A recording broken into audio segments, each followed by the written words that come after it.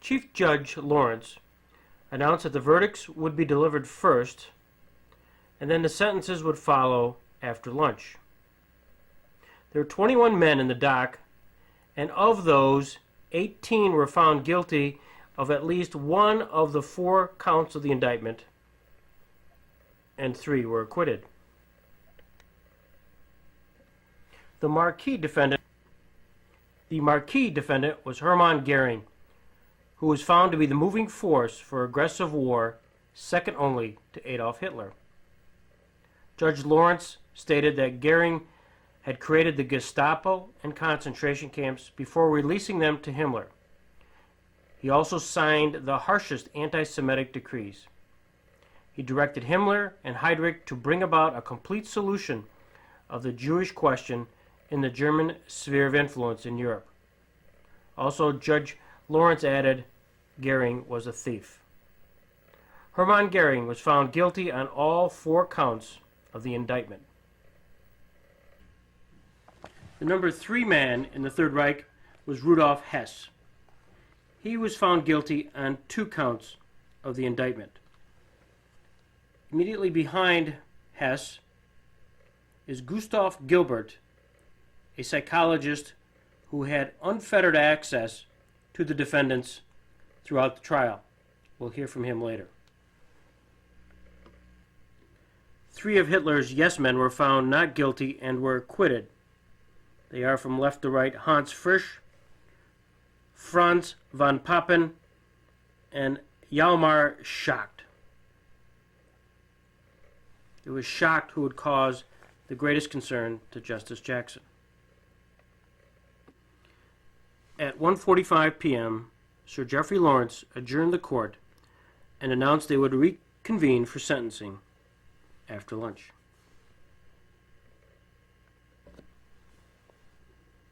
During the break, Robert Jackson took General Clay, who was General Eisenhower's deputy, and Ambassador Robert Murphy, together with Private Adams, to lunch in the VIP dining room. There, outside of Harold Adams' earshot, he mentioned he was furious at Schacht's acquittal. Not only did it wreck his conspiracy case, but Schacht's release proved what the Russians had been saying all along, that the Western powers would never convict a capitalist.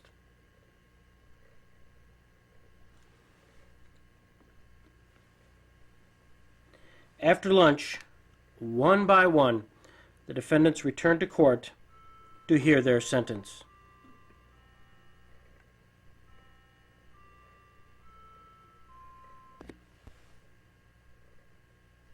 After the final sentence was announced, and that was that the missing Martin Bormann was to be sentenced to death in absentia, 315 days of work resulted in the press gallery erupting in pandemonium, but Robert Jackson slumping down in his seat, wondering what they had achieved.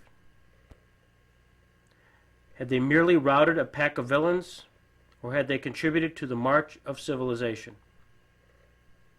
Had they placed future aggressors on notice, or would a bellicose mankind learn nothing?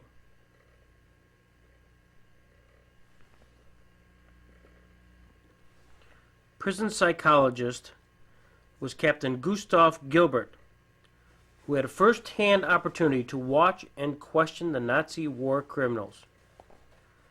Upon hearing the sentences of the defendants, he was able to interview and observe their reaction.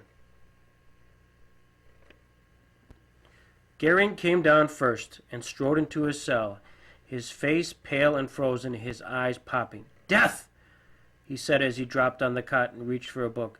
His hands were trembling in spite of his attempt to be nonchalant. His eyes were moist, and he was panting, fighting back an emotional breakdown.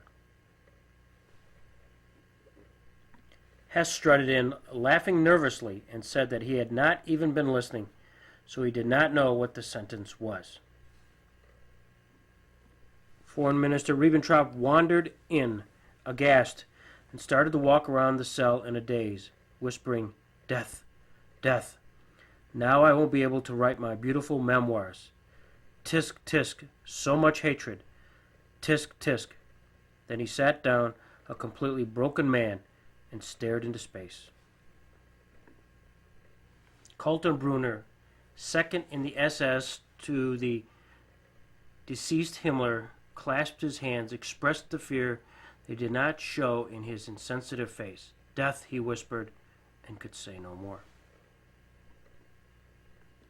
Alfred Rosenberg sneered agitatedly as he changed into his prison overalls. The rope, the rope. That's what you wanted, wasn't it?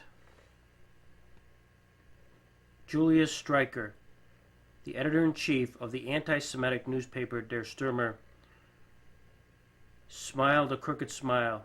Death, of course, just what I expected. You all must have known it all along. Alfred Jodl, operations chief of the German armed forces, marched to his cell, rigid and upright, avoiding any glance. After he had been handcuffed and faced me in the cell, said Gilbert, he hesitated a few seconds as if he could not get the words out. His face was spotted red with tension.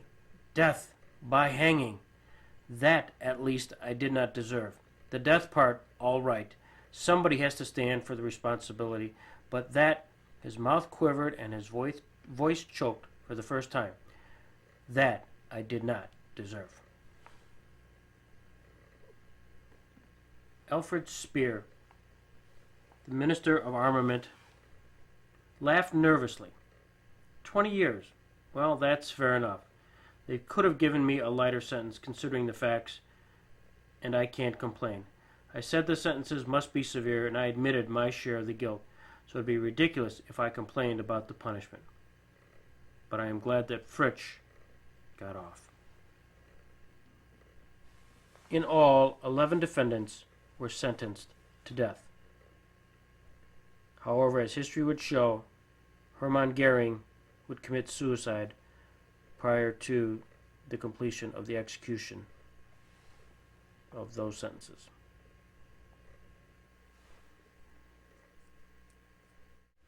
Justice Robert Jackson, with his son William, at William's graduation at Harvard Law School.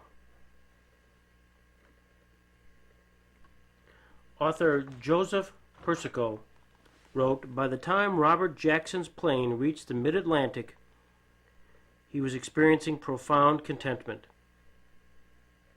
Whatever the failures, the enemies, the aggravations and defeats, the balance was clear.